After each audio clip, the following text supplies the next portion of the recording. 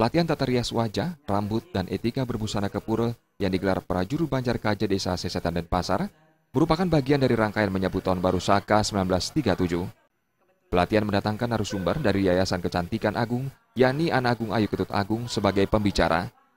Kalian Adat Banjar Kaja Imade Sukaja mengatakan, pelatihan ini untuk meningkatkan pemahaman seketeruna dan anggota PKK tentang etika berbusana kepura yang baik dan benar sesuai budaya Bali.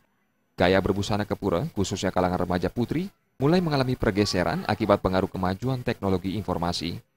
Gaya berbusana mereka tidak lagi mencerminkan etika sesuai dengan adat dan budaya Bali. Karenanya, pelatihan ini diharapkan memberikan pemahaman kepada remaja putri terkait etika berbusana kepura yang baik dan benar. Nah, di situ kami mencoba untuk mengisi dari kegiatan Sesetan Heritage Omed-Omedan ini dalam kaitan juga dengan meningkatkan dari pemahaman seketeruna kami, juga dari PKK kami tentang bagaimana etika berbusana berdasarkan kebudayaan Bali itu sendiri.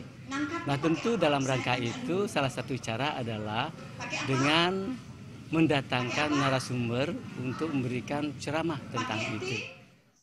Selain mendapat penjelasan tentang etika berbusana yang baik dan benar dari An Agung Ayu Ketut Agung, peserta juga diajarkan cara merias wajah dan menata rambut yang benar sesuai budaya Bali.